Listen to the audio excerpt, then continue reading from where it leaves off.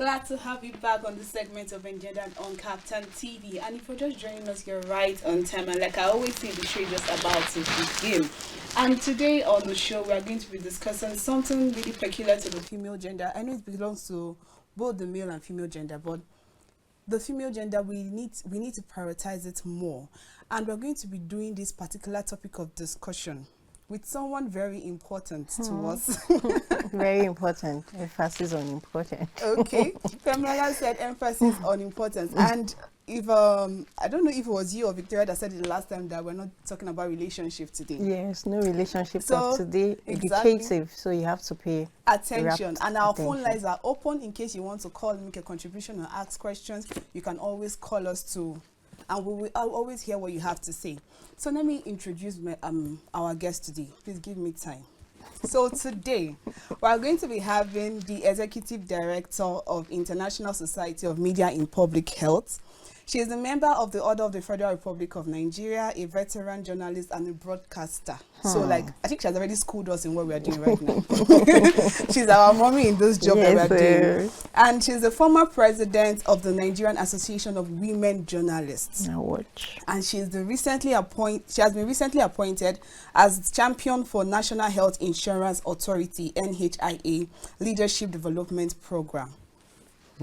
In person of Moji Makanjuola. You're welcome to Bell the show.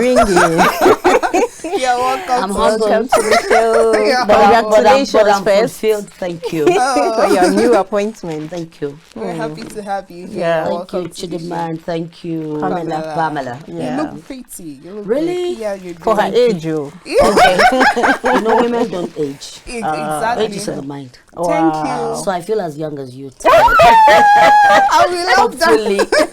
You're welcome to the really, show. really nice. Right. So today we're going to be discussing health and the rights of women. Permit me to read something that prompted us to discuss this topic.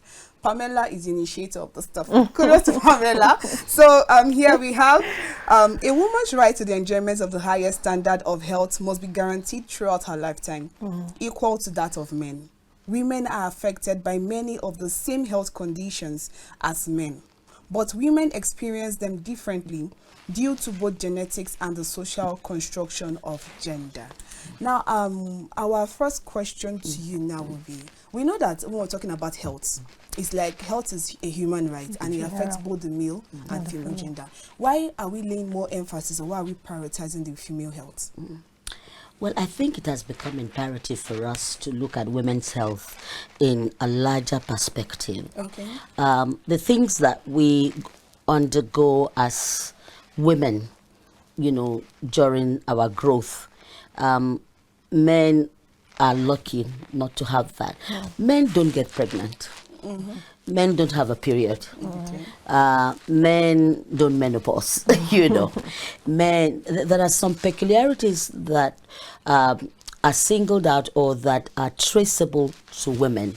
So it becomes like I said, it becomes a development issue to start looking at these peculiarities so that we can have healthy herd of women who would look after the home, who will be able to do what you're doing as well as being a mother, and who will be able to have like a growth balance. And these are often neglected because of the various obstacles or the limitations that you have as a woman. A woman who is not, whose child is malnourished, for example, is if you trace it back, she was also malnourished carrying that baby, that pregnancy. A woman who, for example, cannot get water, sanitation and all that. She needs that every month, every 21 or 28 days. She has to have all that in place. Men don't need it, it's not as if they don't need it to growth, but we need it like an everyday thing, And so if it's not available, the woman is vulnerable to all kinds of diseases that might come in. A lot of times women have to deal with what you call STDs, sexually transmitted diseases. the men bring these diseases on, and some of them can live with it, but the woman is very vulnerable. She's very sensitive to a lot of these things. The kind of toilets we should use as women, we're very sensitive. Men can, they can do it anywhere. Even to the basics of what we wear. And then we have stages of growth. You're that young girl, flat-chested, nothing is happening. Then you become an adolescent. Then you become a mother. You become a woman. Then very soon you become, you become an old lady, so to speak. Not derogatory, but that's the way God has fashioned our growth biologically. So we need this special intervention to keep us healthy as women, and it cuts across. It's not about your status, it's not about your education.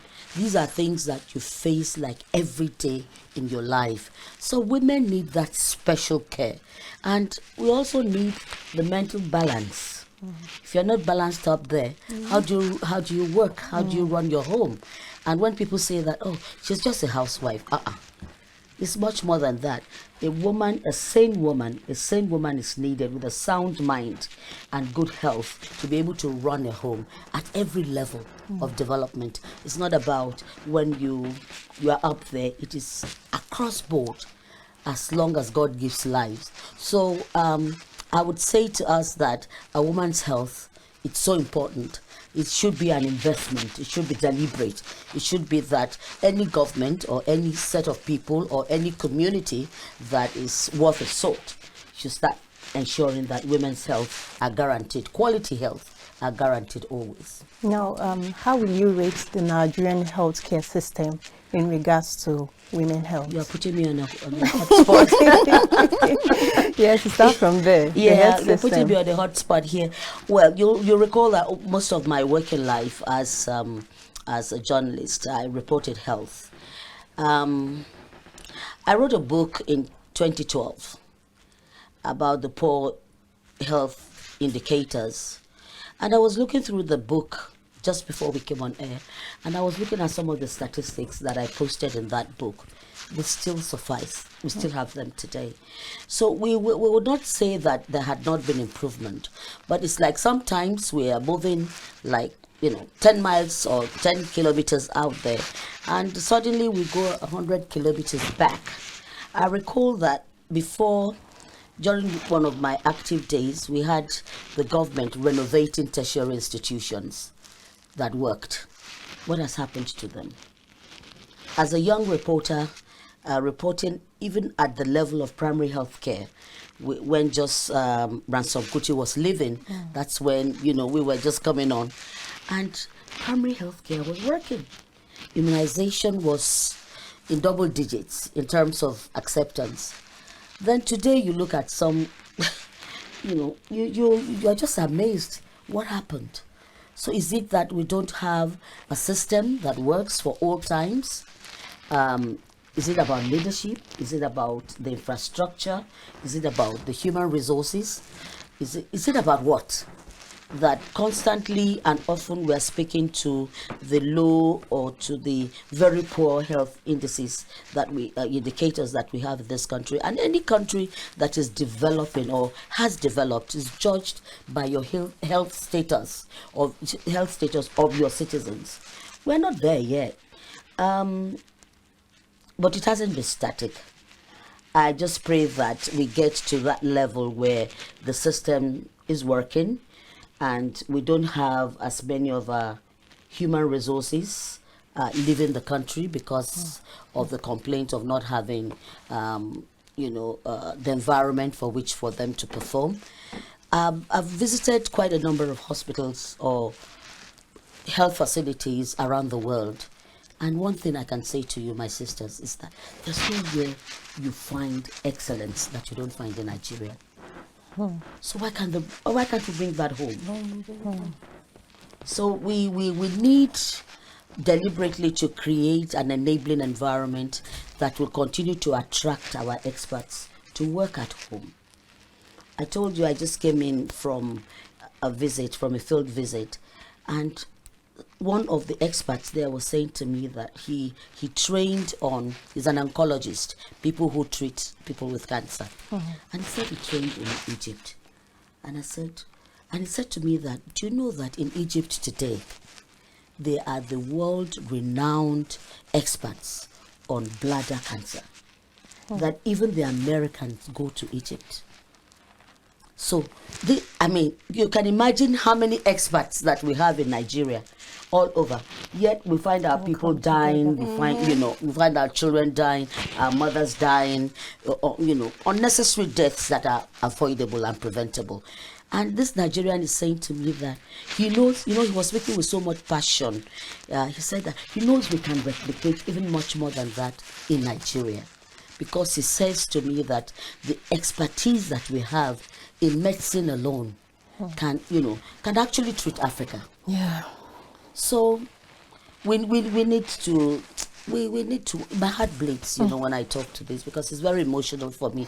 I've lost friends as a result of poor, I've lost, I'm sure any of us, people that shouldn't die. My mother died, because she had an accident. She was bleeding internally, and there were no equipment at that time to take care of her. So they left her, and were treating people with fracture. Before they came on, she only had a few breaths to say that I'm Moji Makanjuola's mother. Please, just let her know I'm here. And she died. So when you look at this, and this was several years ago, over 20 years back, and we're still talking about poor health in Nigeria, I begin to wonder, are we really serious as a people? Because it's only healthy people like us that can do what you're doing. Okay, now let's look at it from, you mentioned that you were a health reporter. I'm still one. You're still one, okay. You're still a health reporter. Now, throughout, let's look at the role of media. The role media has to play in this particular thing. How would you assess, or how would you rate the reportage of female issues in the media? Because I've been to a place where I think we're having a training, and it was really rated low. That most of the reports on female-related issues are usually the negative issues. So how are you, from your perspective, I how agree do you with rate you it? to say that. Okay. That reporting on women's health has not taken the central stage that you would want, you and I desire for. Because people just see us as machines, and the serious issues about women, apart from health, issues around women, it has to be a scandal. Let's start from governance. When a senator or a member of a woman in the public space, if she hits the headline, God help us, it's going to be about scandal. It's the scandal that hits the headline. It's not about the capability of the woman. Thank God now they know we have the capacity, because World Trade Organization is a woman. Second in command at the UN is a woman, and we can go on and on. But seriously, for media, I don't think the media has done too well in promoting the capability of the Nigerian woman. Let's start with the Nigerian woman. And I always say our stories of what we can do or what we are able to do does not hit the headline. Let's look at just February. Let's look at the elections. How many women were there? What women suffered being on that queue, come rain, come shine. There was no gender lens. I was a monitor. True. Yes, there was no gender lens. I was a monitor. The needs of the woman, in terms of even simple things like where she would ease herself, were not just like, were ignored. Ignored, yeah. It was not provided. A woman is a woman, and she will do all the women things. And it doesn't matter what day of the, what day you're talking about. Then look at the representation of women. I think finally we are going to have like 3 senators. We had 8, now we are going to have 3. So tell me, amongst almost 100+ men, how loud can her voice be? So the media has to be there. And the media, and women can't pay for what men can pay for in the media. We don't have that kind of money. but we are 50, almost 50 of the population. So there must be a paradigm shift from the media. We must start thinking seriously of what that other half of the society can bring to the table. And we have values that we bring to the table. We must rethink and reshape and reorientate ourselves, particularly those of us in the media, and think about how best can I portray the capability of the Nigerian woman. The Nigerian woman is an essence for national building, for nation building. So it's not about you're doing anybody a favor. It is just that these are part and parcel of the society. I mean, I'm so excited having the two of you here. You know, some stations is just the men. Not that I'm not saying you men can't do it. I know we need to do it together, but it has to be 50-50. Yeah, so it has to be balanced. We're not balanced yet. And please, my colleagues, you know, let's just have an open mind about reporting gender using the female lens. We make an effort to say, for example, that what is good for the geese is also good for the gander. And we don't apportion to men that you are less than us. We're saying that let's join hands together. Let's build faster than we are. Maybe if we had, you know, been deliberate about, say, for example, we came back from Beijing long time back, and we signed to the International Convention of at least 35% affirmative action for women, for both elective and appointive. But since we started democracy, I don't think we've gone on 2 digits yet. So, and we need the media to be loud about this. If there's no equity, our constitution speaks to equity. Our national prayers speaks to equity. Our national anthem speaks to equity. But have we really achieved that? I leave that to you to answer. Earlier you spoke about limitation of women. So now I want you to expatiate further the challenges facing women's health. A lot of challenges facing us. Environment, human resources, getting to the facility, trust, and most importantly, out-of-pocket expenditure. Most women can't afford it. They can't even afford simple treatment of malaria because they're not empowered. They're not, you know, it breaks my heart because I must say that I've been to every nook and cranny of Nigeria. So I've seen it. Where we'll take immunization to the women, and the women say, no, we don't want your immunization. My child has malaria, and I can't afford, at that time, maybe 600 or less than 2,000 naira. They can't, because they're not empowered. So if you look at poverty, everything that speaks to poverty has a bit of the Nigerian woman's face. Malnutrition, it has the face. Mental disorders that we are seeing now that before we didn't know existed, more women are coming down with it. They cannot, we are looking at communicable diseases for our children or even for ourselves. Then we are looking at the twist of the non-communicable diseases now, like the cancers of this world. If you as a young girl, if you get your immunization or HPV vaccines, there's the likelihood that, God willing, you might never come down with the cancers that kills us, the cervical cancer. We are still debating. Well, we've been promised that this vaccine will come, but people who are empowered can go and get this vaccine and buy and get them vaccinated. But majority, we're looking at 60 to 70% of the Nigerian young women can't afford it. So, you know, when we're impoverished financially, then education. If you don't have education, you don't know. I'm sure that a lot of things that you asked me, you've done a bit of research on them. And in researching, you are educating yourself. But how many people, they're not exposed to that liberty of having the knowledge? Because when you have the knowledge, it helps you. I can say to you, I can ask you, when did you have your last, well, you should go and have a pap smear. that will be able to detect if there's anything happening around there.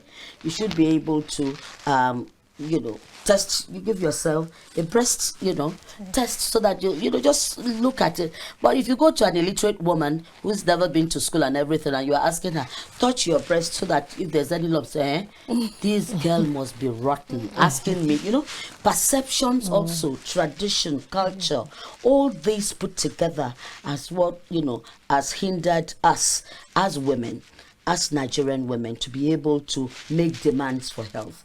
So what you don't know, you don't ask for. And then we have our medical practitioners still there too. Some of them are not quite helpful, and that's why you find women particularly at the rural area, who would insist that I'd rather have a traditional birth attendant than have a midwife come, because the midwife is not even friendly. She's saying all kinds of things to you, and the poor women are intimidated, so they go back. And if it's not available, you have, I support that we should do a lot of more research on alternative medicine or traditional medicine, but women would rather go to them. And we know the results. Sometimes the results don't come out well, not because they don't work, but because there's no regulation or the things that they give the women. So a lot of things, tradition, culture, religion, it's not my portion kind of thing, is the women. If you go to the churches, you find at retreats is the women. Okay, so so you can see all the mix.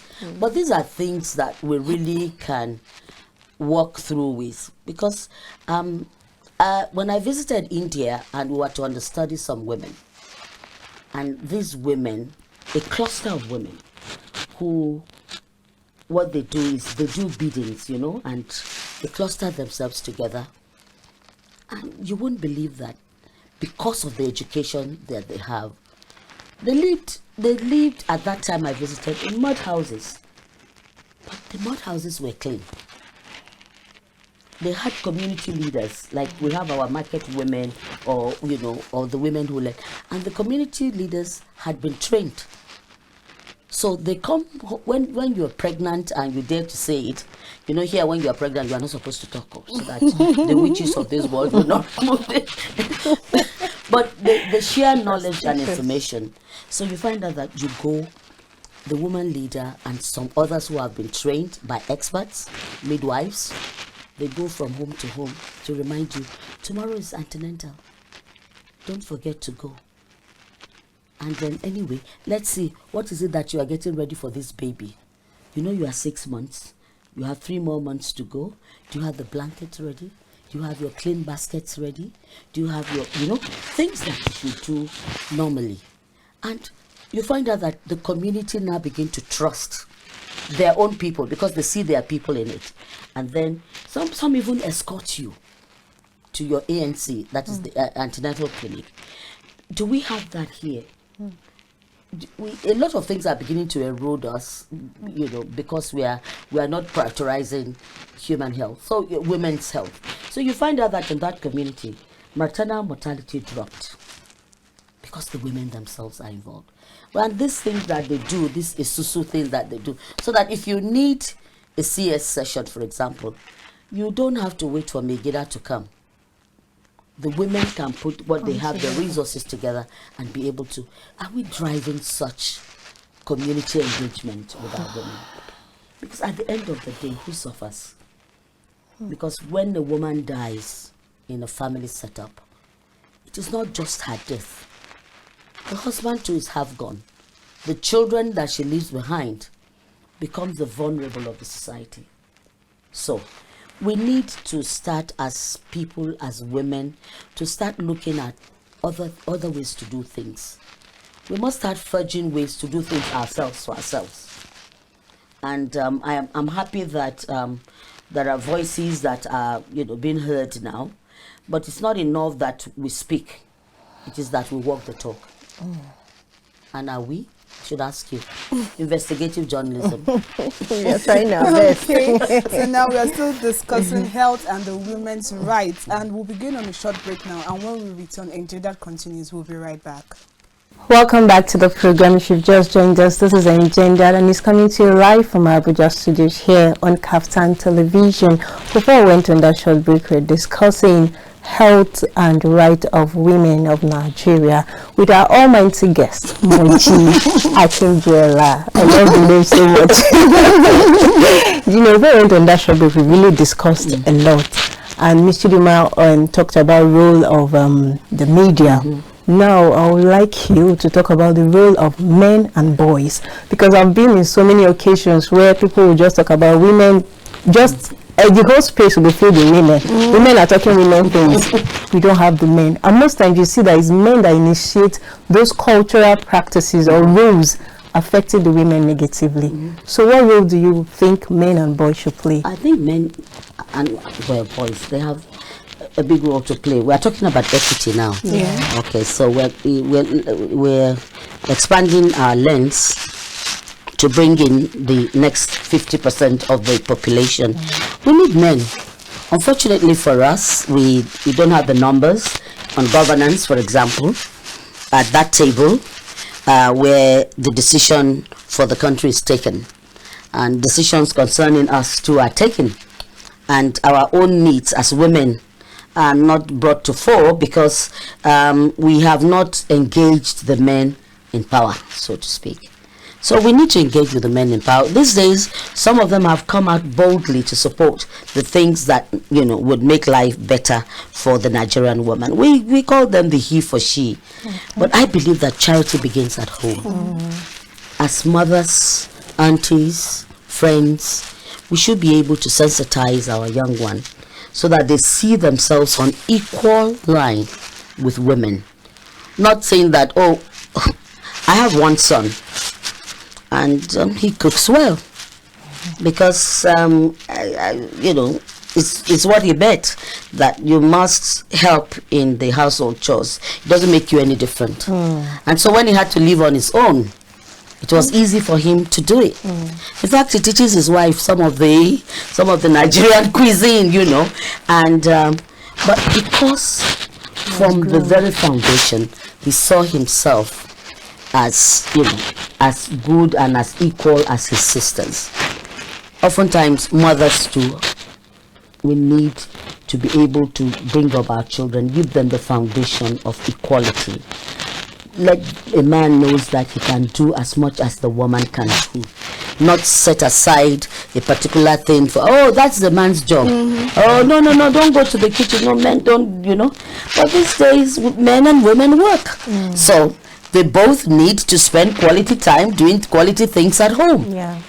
And that's why you find that in some of the Western countries, although they call it Western civilization, which I don't, it's just because of the background they give to the children. The men change nappies too. Yeah, absolutely. Yes, they stay at home. Yeah. You know, the hours that their wives are working. So we need to, from the foundation, deviate from what we have, the lines that we have drawn for our men, so that they understand the peculiarities of a woman and be able to help even at the home level. So at work, they will even be more, those are the kind of men that will say to you that, oh, okay, you have to pick the kids from school. Okay, what next? What's next on your line? Okay, I'll help. You go for 2 hours and you're back. Those are the men that will say, if there's a crash, you haven't been, you've been sitting in front of that computer. Isn't it time for you to go and breastfeed your baby? You know, because they are involved themselves, because they know themselves, because they have been tuned and, you know, brought up as family people, as people who should appreciate women for the roles that we have to play. Those are the kind of bosses, you know, who will grow up to be leaders, not bosses. Most people say, what is wrong with you? I've had a boss who said to me that, look, pregnancy is not a disease, so get on, go do your work, go to the field. Because, I'm using my life experience to speak to some of these things. Because I was pregnant and I was ill, and he thought it's because I'm pregnant. So tell me, pregnancy is no disease, go do your work. I'm like, okay, I'll go do the work, but I'm a woman. And here is the boss who would say to me, a leader who would say to me, Moji, it's been long. Can you bring that report on tomorrow? Because maybe you are coming in at about 8 o'clock and news time is 9, and you're trying to, as journalists, say, no, we can do this report tomorrow. It's been a long day. Okay, you go home. Because he's been tuned, he's been brought. So we need each other. We need each other. Moreover, we need the men, because for today, they hold the reins of power. So they need to understand this. That's why we need to engage them. And we have more voices from men saying to us that we can only go faster when we do it together. Okay, I think we'll go on a short break now. We'll go on a short break now. We'll be right back. Welcome back from that short break. And now, I think before the break, Pamela was talking about the role of the men and the boys, and you outrightly explained it. Now, I want us to move to another factor that is affecting the female gender. And in my previous episode, we spoke about it, but I would like to hear your opinion. And that is lack of body autonomy and gender-based violence. Now, there's a report here that says that because of lack of body autonomy, 40% of pregnancies are not planned. 50% of women that get pregnant, they do abortions. 38% of them give birth to the children. The 38% that give birth to the children that are not planned, it now makes them financially dependent on people. You hear of women sometimes like, okay, I went to the IDP once, and then they were having a sensitization and informing them about things, and you see people in the IDP camp with children, like 5, 4. You're internally displaced, no roof over your head, no shelter. How are you getting pregnant in this kind of environment?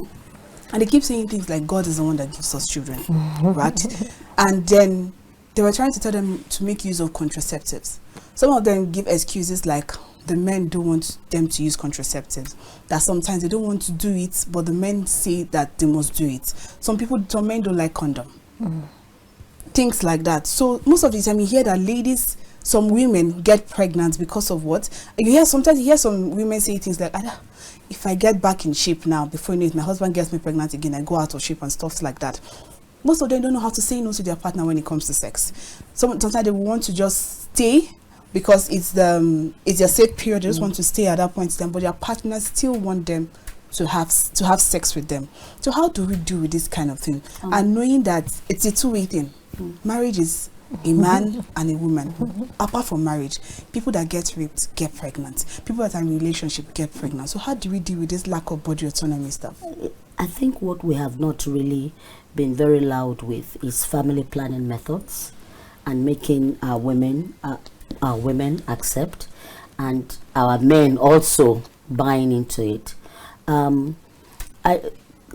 Catholicism, for example, speaks to child spacing. So why don't we use some of our religious leaders to help speak to people that, Yoruba says, and that omobere ushibere, that when you have loads of children, you can't look after them, so they become nuisance. And children are supposed to be sacred, to be loved. You are the leaders. We were babies before we became what we are today. So there's need for us to advocate more aggressively on family planning, on child spacing. Even for the mother, she should know that when she's able to space her pregnancy, she's healthier, and you can look after the others. Because when you go to the IDP camp, because I go there regularly too, you find out that these children roaming around, they're unkempt. A lot of them are, they have cold. They usually coughs and respiratory infection. You can see it around them. You don't have to be a doctor to know. But we find that the mothers, they have time to have a good shower. In fact, when they know you're coming, a lot of them, they still have time to do their makeup. True. Yeah. And I'm like, how can you make up in this situation? So, body autonomy. A woman who is empowered can say no. A woman who is educated can say no. And when we are talking of education now, sex education, for example, or reproductive health education, we must take it down to the grassroots, speak in the language in which they understand. A lot of times we go there, even we intimidate them with our appearances. So they don't believe us. We must engender trust for them to know that it is important for you to be able to say no. And if they are not educated, how will they know what days are safe and what days are not safe? And a lot of times, a lot of things are going on at the IDP. The men themselves, they drink a lot. You go to them. Some you can suspect. I don't want to. Some of them you can suspect that they can be high on other things that they drink or that they smoke. And because they are vulnerable to these men are still their provider. So it's like sometimes I even see them as slaves. The women are slaves. If you can't say no, if you are not able to take control of your body, if you are not able to say to the man that, listen, we have little children, let this one grow. Or you can't even say to the man, look, it's not healthy for me. There a lot of times when we go, especially when we take health outreach to the IDPs, you always find that a pregnant woman whose BP is so high, or who cannot afford to keep attending antenatal clinic, and you see all danger signs all on her body showing, that we need to quickly call the experts to come and please look at this one. And then she's telling you, thank God, this is my 6th child though, and she's had about 3 while living in the camp. So we must let people know that there's life beyond the camp. There's life for you that can be better for your children. We must bring skills to them so that their skills. We have women that have been in the camp and in the Northeast, for example, that have that their lives have turned around and they're beginning to make money for themselves. When we get schools for these children, we must ensure that they stay in school, because we have teenage pregnancy. And what is even worse now that we should start looking at is even child prostitution. So, where are we going with this? We need our community leaders to help us. We need our women leaders to stand up and say no to this. We need the religious fathers across board, Christian, Muslim, or whatever religion people, to speak to this. We need the media to be able to spend a day in the IDP camp and come out with good reports that can change the lives of these people. After all, they are Nigerians, and for as long as they're there, that is a portion of the population that is not inclusive. Absolutely. And we are speaking to inclusive governance, inclusive government, inclusive this, inclusive that, which includes them. It's not by choice that they found themselves at the camps. It is that, what life brought to them, to their plate. But that doesn't have to be permanent. And I'm speaking seriously to this. And government cannot do it alone. That's the reality now. So it must be us for us by us. And I'm not sure we're there yet. We have become, it doesn't even affect us anymore. People just see it as everyday life. No, life should not continue at the IDP camps. So I would say to our women, let's, for example, stop Ajaero for 3 months and use all that money of Ajaero and bring it together and say, I'm adopting 2 children from this school, from this camp, and I'm taking them to school. It's very interesting. So these are things that we need to do ourselves. And we have stopped giving. As a people, we have stopped giving. We don't even speak to volunteering anymore. And nobody's going to do it for us. Even the donor community is fatigued. But are we going to leave those behind? And we're speaking to, don't leave anyone behind. So this is a wake-up call from Gospel according to Moji Makanjuola. that we need to be serious about what happens around us. We cannot pretend that these things don't exist. We have incest on the rise. True. And we just cover it. We must be able to encourage families to speak out, women to speak out. We don't speak out. Child marriage. Child marriage. Have you ever been to a VVF ward? No. I think you should visit. And you change your mindset about what I'm talking about. So you have a 12-year-old girl pregnant, and she has unattended labor for several hours. And finally, when the baby does come, if the baby does come and she's not opened up, you find out that she starts to leak uncontrolled urine. Some of them leak urine and feces together. You see them carrying their potties around. The stench in that place is enough to kill your conscience, and you begin to wonder what happened. Some of them cannot be repaired, so for life they're leaking. So you are carrying that bag, that urine bag, around all your life.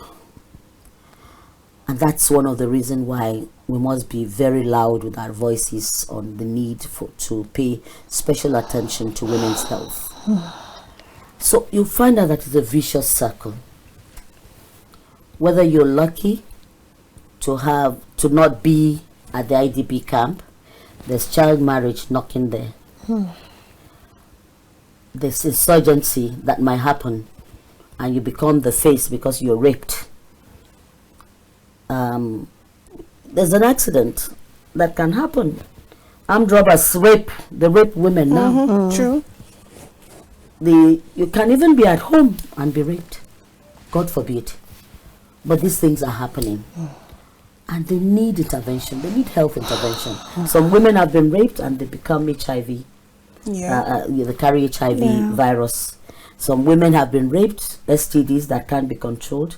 Some women have been raped and they have mental trauma which they can't cope with all their lives. So these are things that are peculiar to us. We do know that some boys too get raped, but when you look at the proportion of who is the victim, the woman is the victim.